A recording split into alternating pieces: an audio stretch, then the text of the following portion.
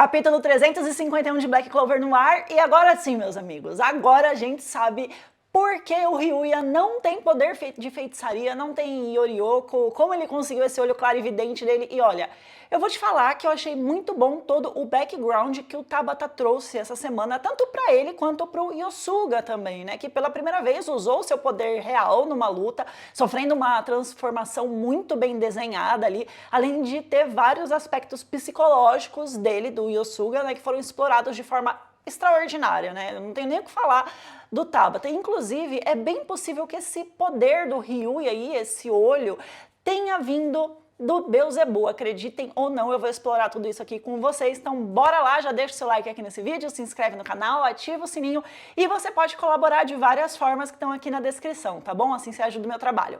Mas vamos lá, porque o capítulo começa com o Asta fatiando, literalmente, né, o dragão lá no País do Sol, com os movimentos extremamente rápidos e tão bem executados que a gente quase que consegue enxergar ele dançando na cena. E eu achei isso fantástico, gente, porque agora não são só movimentos desesperados, movimentos impulsivos, sabe? São movimentos em que todo o corpo dele está coordenado para atingir o ponto máximo de força, de equilíbrio, de velocidade.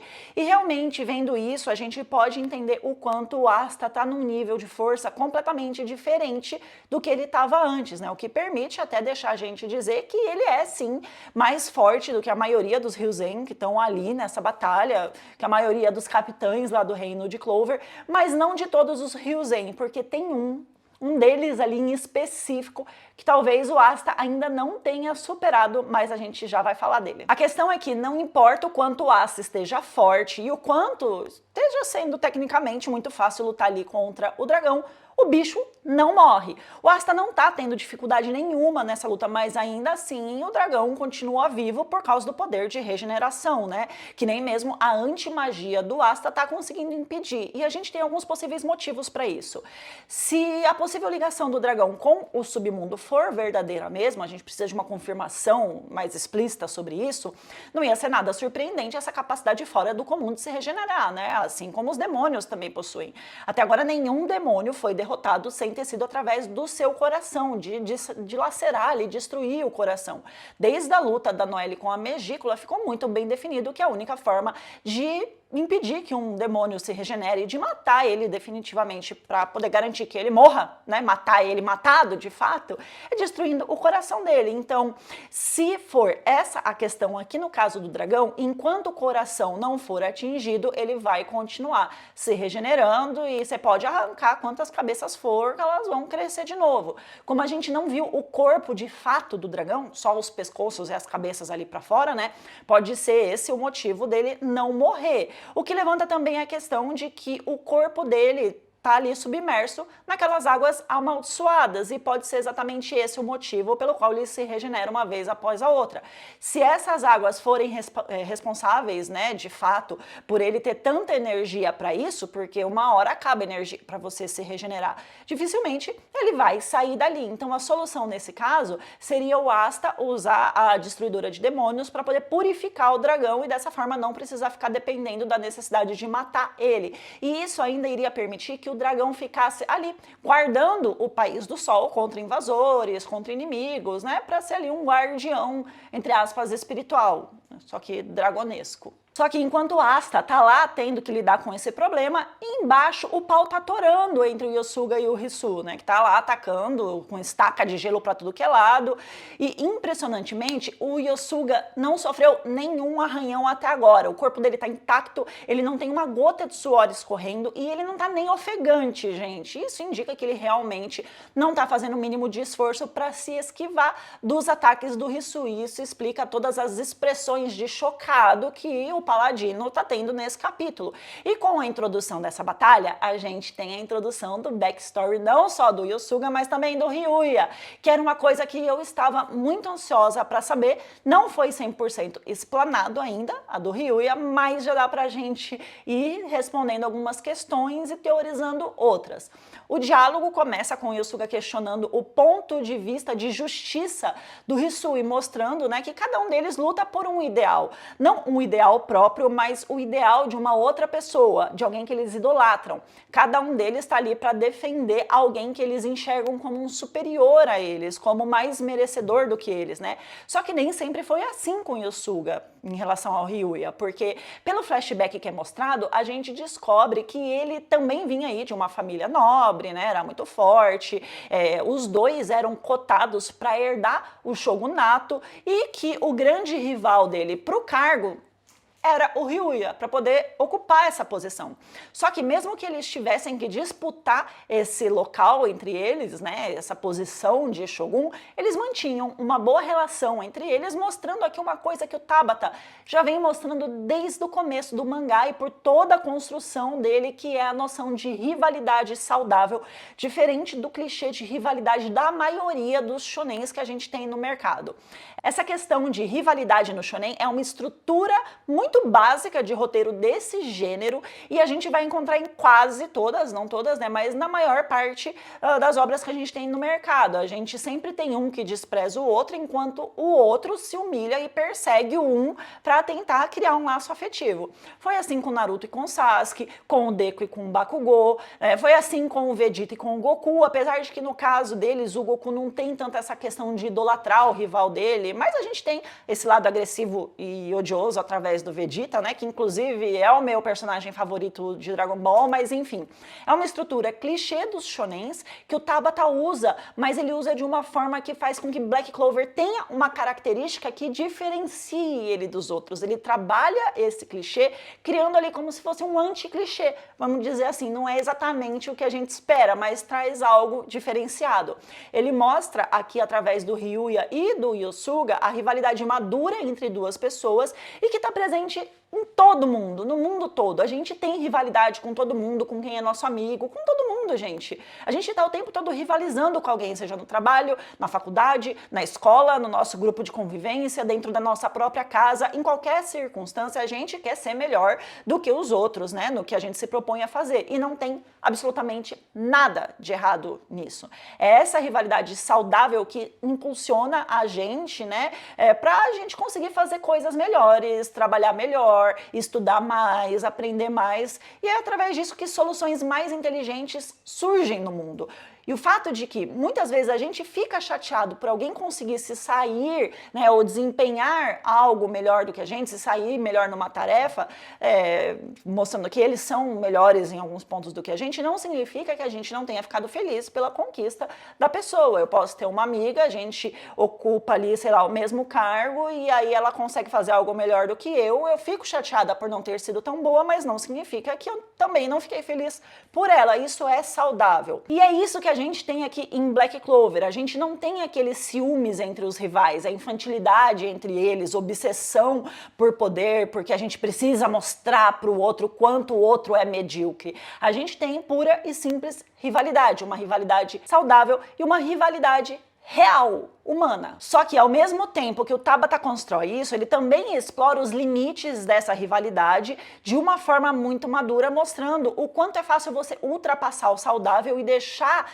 ir para um lado mais obscuro, né? Que se a gente não monitora muito bem o que se passa dentro da gente, esse lado obscuro se sobressai. E ele tá dentro de todo mundo, de mim, de você, é normal também. Todo mundo tem uma dose de egoísmo dentro de si próprio, uma dose de maldade, uma dose de orgulho mais problemático, né? O que acontece é que o nosso eu consciente, como diria Freud, ou o nosso superego, como o Jung descreve, ele entende que esses tipos de sentimentos são sentimentos errados, são imorais, e eles acabam impondo nas nossas atitudes e até mesmo nos nossos pensamentos uma barreira para limitar, para impedir que a gente possa passar desse ponto e agir de acordo com o que a moral, a ética determina, né, com o que os valores determinam que a gente tenha que agir. Mas está tudo lá dentro da gente. Em um momento ou outro da nossa vida, eles vão acabar tendo um pouco de vazão e vão fazer a gente agir de uma maneira que não seria uma maneira aprovada pela sociedade. E a gente vê bem isso aqui acontecendo com o Yosuga. Por quê?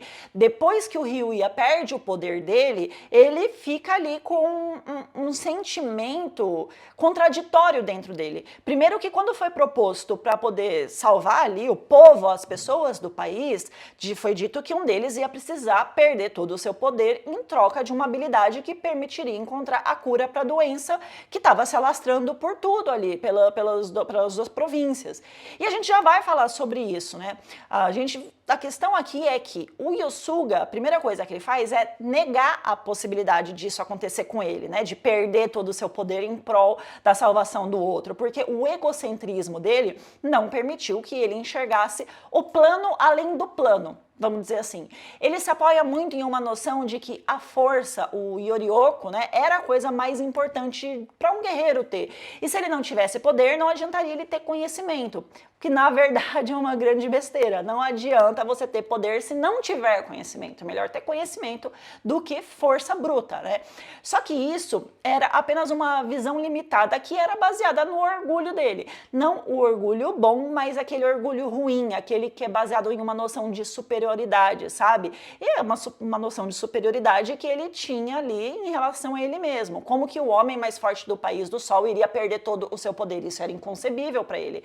Para ele não ia ser ninguém sem essa força bruta. Então seria melhor que os mais fracos morressem mesmo do que ele perder a característica mais importante, né? Que de acordo com a visão dele fazia ele estar acima de qualquer outro naquele lugar. O que ele não conseguia enxergar era que a força sem estratégia, força sem conhecimento, não era nada. E o Ryuya ia acabar mostrando para ele, né, que uma pessoa forte não necessariamente é aquela que tem mais poder, mas sim aquela que consegue alcançar e realizar as soluções para os diversos problemas que vão surgindo, nem que seja organizando ali a população para que eles cumpram essa tarefa. E ele ficou indignado com o Ryuya porque eles agindo dessa forma, o Yosuga também iria perder o único oponente que ele tinha e que estava à altura dele, e que ele poderia usar para provar para as pessoas ao redor o quanto ele era forte, né? Vencer uma pessoa mais fraca não faz ninguém enxergar que o seu poder é extremamente grande. E também a atitude voluntária do Ryuya denuncia uma atitude egoísta do Yosuga. Mostra para as pessoas que ele podia ser forte, mas que ele não se importava com o próximo, que ele não tinha empatia e que ele não estava disposto a abrir mão da maior coisa que ele tinha em troca da salvação de milhares de pessoas. Então ele acabou sofrendo esse exposed, vamos dizer assim, por causa da escolha do Ryuya em perder o seu poder para poder evitar que todos morressem. Então é óbvio que ele ia se sentir muito atingido, ele ia se sentir muito atacado, embora ele mesmo não enxergasse isso. Nesse momento aí, ele estava sendo despido de toda a imposição moral e ética que a sociedade tem como justo, né, e verdadeiro ali, do sentimento dele, e que estava escondido no submundo da mente dele. Estava tudo isso vindo à tona. Fora todas essas questões que a gente vê ali, isso também mostra que ele nunca teve o objetivo de ser Shogun, porque ele desejava ser um governante justo, que ajudasse as pessoas, que diminuísse as diferenças sociais, que trouxessem soluções de problemas para o povo. O que ele queria era o cargo em si, o status que a posição de líder supremo de uma nação iria trazer para ele. E isso ficou muito explícito quando ele, em pensamento, diz que o Ryuya não dava a mínima para se tornar um shogun. Acontece que os dois tinham valores muito diferentes sobre o que um líder deveria fazer, como ele deveria agir. O Ryuya via que estar nesse cargo significava estar sempre abrindo mão de ele mesmo, de si próprio, né, dos seus desejos, das suas vontades, de tudo em prol do próximo. Ele via como uma posição em que você deveria servir o próximo e não ser servido, e não ser adorado.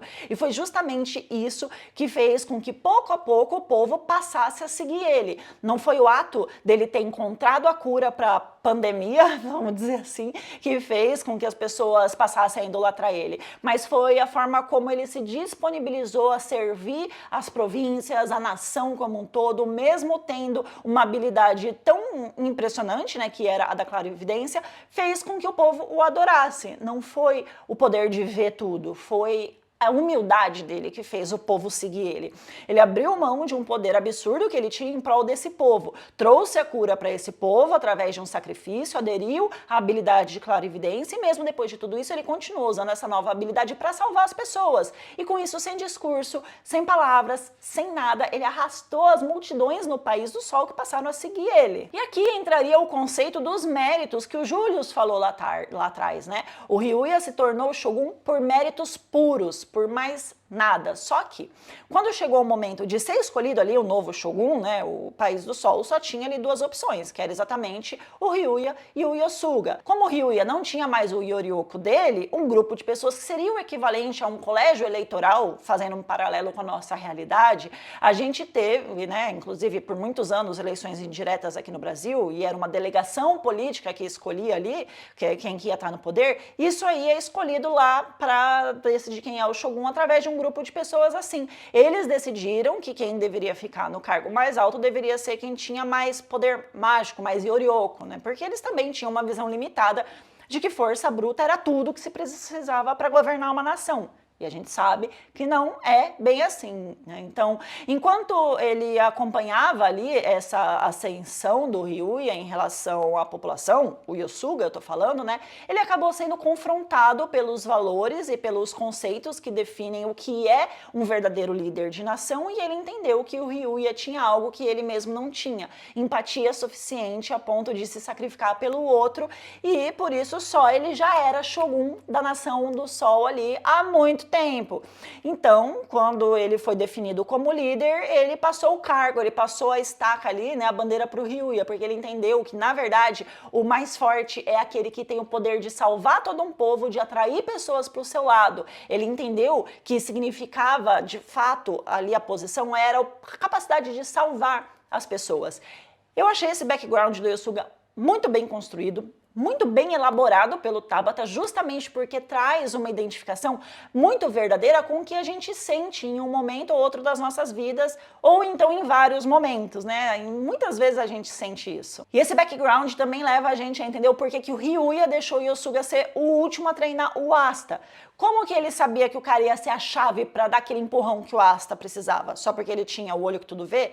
Não, na verdade o Ryuya sabia que o Asta e o Suga eram mais parecidos do que a gente podia enxergar. Ambos eram dois medrosos, ambos tinham medo de serem fracos.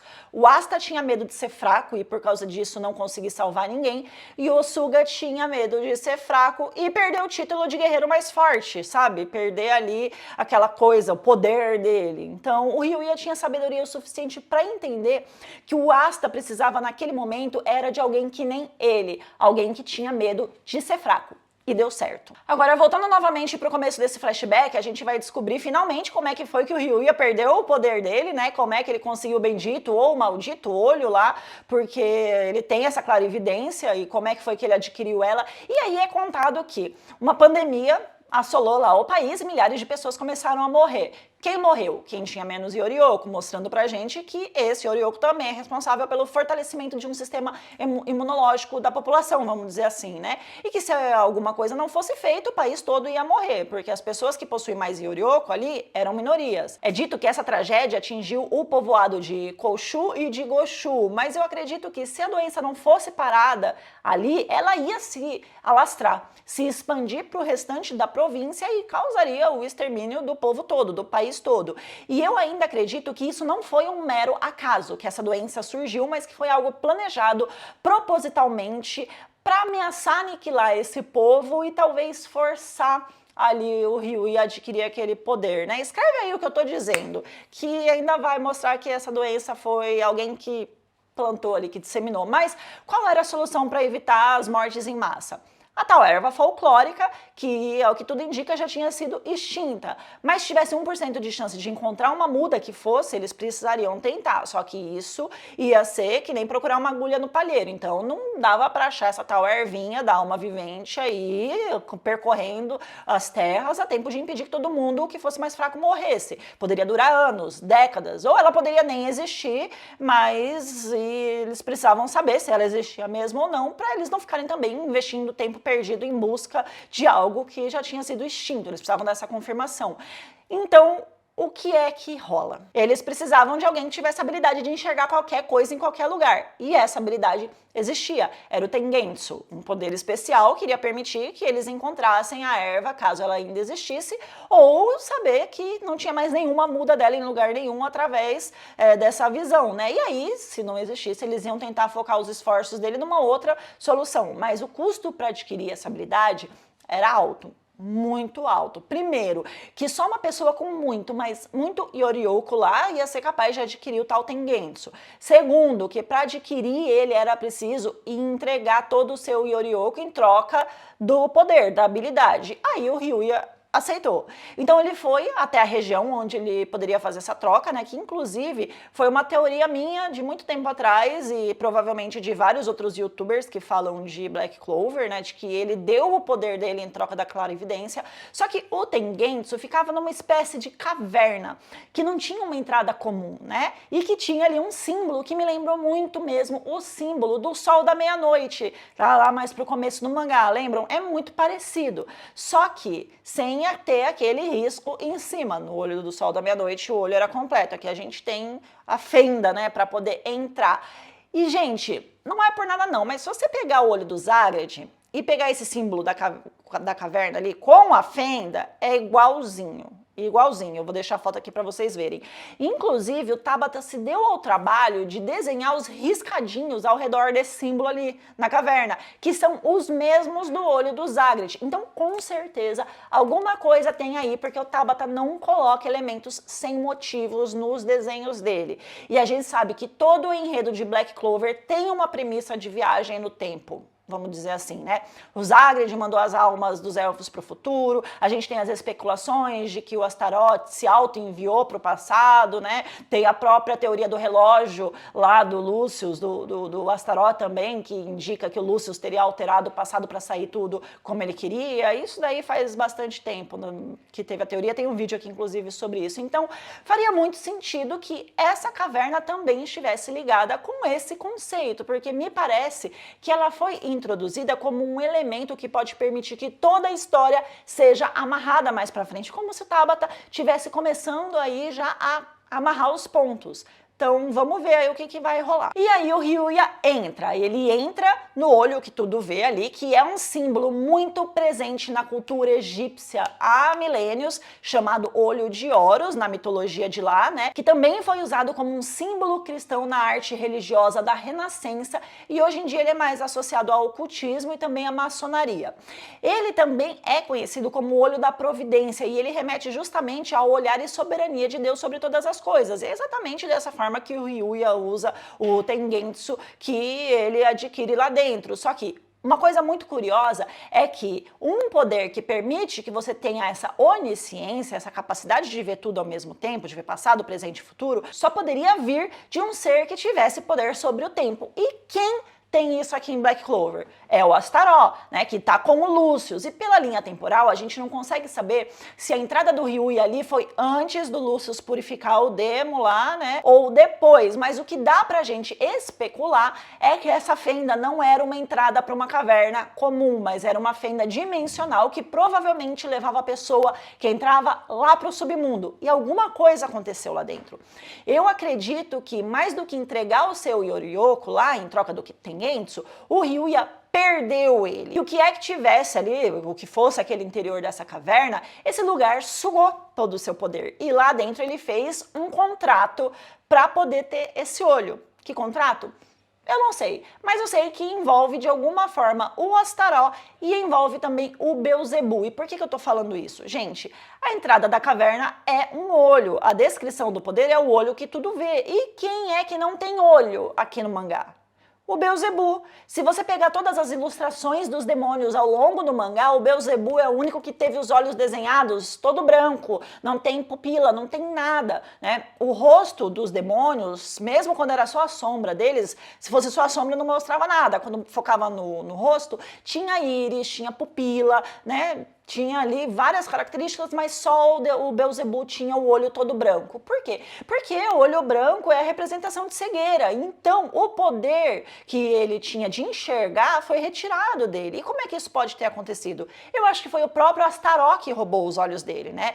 Porque sabendo que o Lucius faria o que faria e que o Astaroth não teria como escapar de outra forma, ele arrancou os olhos do Beelzebub, botou uma parte do seu poder neles, enterrou naquela caverna para que um dia alguém que fosse ajudar diretamente o Asta e o Lieb a vencerem o Lucius, adquirisse uma porcentagem desse poder, dessa capacidade aí de ter a clarividência e ter uma chance maior de bater de frente com alguém que tem poder sobre o tempo. E isso reforçaria ainda mais a teoria de que o Asta e o Lieb são duas pessoas, duas partes de um só ser, né? Duas partes do Astaró, como eu já falei em outros vídeos aqui. E que tudo isso é um plano que ele fez no futuro para que no passado ele pudesse salvar ele mesmo. Eu não sei se ficou bem claro, mas eu acho que deu para entender. Enfim, com todos os flashbacks a gente vê o Yosuga usar pela primeira vez ali, né, depois dos flashbacks, na verdade, o atributo mágico dele, que é o ferro, num desenho muito bem feito pelo Tabata, e a partir daí o Hisu foi fatiado no meio, né, e ao mesmo tempo a gente também vê a chegada do Ryuya pela primeira vez no campo de batalha com o Fujio. Pela primeira vez os dois estão ali. E pela primeira vez também os 7 Ryuzen estão unidos juntos para poder lutar. E como todos os paladinos vencidos, só restou o dragão. É legal também que o Ryuya tem um discurso que é ao mesmo tempo um relato do poder de clarividência dele, né? Que ele já sabe através disso se eles vão vencer o dragão ou não, e ele diz ali que eles vão vencer. Mas mais do que isso, é um discurso motivacional, quase um coach, que mostra o quanto ele confia em todos os 7, porque ele acompanhou toda a jornada desses caras, né? Toda a trajetória deles ali, todos os treinos, as batalhas, os fracassos, os medos, as suas voltas por cima, tudo. E justamente por ter acompanhado tudo isso bem de perto, ele sabe plenamente que eles têm toda a capacidade de vencer. Ele faz um reforço positivo muito grande ali, e isso impulsiona eles, obviamente, né? Ele fala tudo isso não porque ele viu com o futuro que isso ia acontecer, mas porque acompanhando cada um deles nos seus presentes ali ao longo da vida, né, ninguém mais do que ele sabia e conhecia as individualidades individuais em grupo deles. E ele sabia que eles eram capazes de vencer. O capítulo acaba com o Yosuga afirmando que vai fazer pelo Asta a mesma coisa que ele fez pelo Ryuya, que é colocar ele no poder, né, e dar para ele ali essa possibilidade. E foi um discurso muito bonito do Ryuya, bem emocionante, mas eu vou te falar que eu ainda não confio nele. Ainda tem alguma coisa ali que está sendo escondida, né? Só que o mais interessante é que a gente não pode só confirmar que ele era forte e tinha muito Yoryuko, mas a gente também pode confirmar ali, pela imagem que mostra os dois ali, o Ryuya e o Yosuga juntos, que ele tinha uma espada ali que emanava o poder de fogo. Então, essa é a característica do poder dele, que ele perdeu, né? Foi um capítulo sensacional, que eu gostei muito, muito mais do que o anterior, inclusive, né? E que teve também diversos paralelos nesse lance de rivalidade, como Yosuga e Ryuya, Asta e Yuno, Jack e Yami, Nozel e Fuegoleon. É sensacional como o Tabata sempre insere elementos que ele estabelece ao longo de toda a obra sem se esquecer deles. Fora também uma referência muito grande ao Yin e Yang, através do painel do Yosuga e do Ryuya, né, com as espadas na mão ali, que a gente tem o tigre e o dragão através deles. Foi, assim, muito grande e que fez muito sentido para a construção de personagens que o Tabata fez em relação aos dois. O Tabata mostrou ali que eles são forças opostas e complementares um do outro. O dragão representa o Yang, que é o símbolo da sabedoria, da nobreza, da honra, né, que são características que a gente encontra no Ryuya, né, que é representado com o dragão ali atrás dele, e o tigre representa o Yin, né, e tem toda essa simbologia de bravura, de poder, e que também são características do Yosuga. E os dois juntos, o tigre e o dragão, o Yin e Yang, trazem um equilíbrio para a Terra. Então essa referência foi usada muito forte na construção do relacionamento entre eles dois, da personalidade, das características deles dois, mostrando que eles se complementam. Ao mesmo tempo que eles são opostos, eles são necessários um para o outro. Eles juntos trazem o equilíbrio. O Tabata, mais uma vez, aí muito afiado nas referências, né, mitológicas, folclóricas e religiosas que ele faz. Eu vou terminando por aqui. Deixe seu comentário sobre o que você achou desse capítulo. A gente se vê no próximo vídeo sobre Black Clover.